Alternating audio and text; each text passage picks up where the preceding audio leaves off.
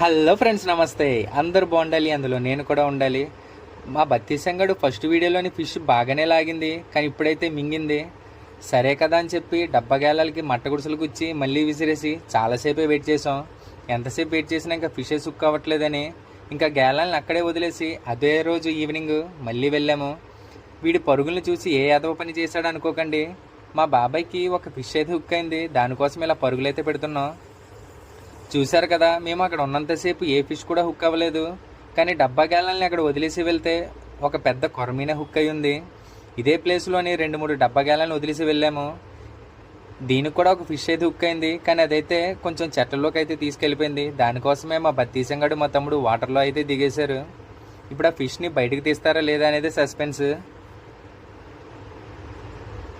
చాలాసేపటి సస్పెన్స్ తర్వాత మా బత్తీసంగడు చాలానే ట్రై చేశాడు. ఫిష్ అయితే బయటకు వచ్చింది, దాన్ని మీరు కూడా చూడొచ్చు. చూశారు కదా ఫ్రెండ్స్, మట్టగడిసి పిల్లలతోని కొరమీన చేపలు ఈ ప్లేస్లోని బాగానే పడుతున్నాయి. ఈ వీడియో కింతే ఫ్రెండ్స్, మా వీడియో మీకు నచ్చింది అనుకుంటున్నాను. నచ్చితే ప్లీజ్ లైక్ చేసుకొని సబ్స్క్రైబ్ చేయండి. నెక్స్ట్ వీడియోతో మళ్ళీ కలుద్దాం. Thanks friends, thanks for watching.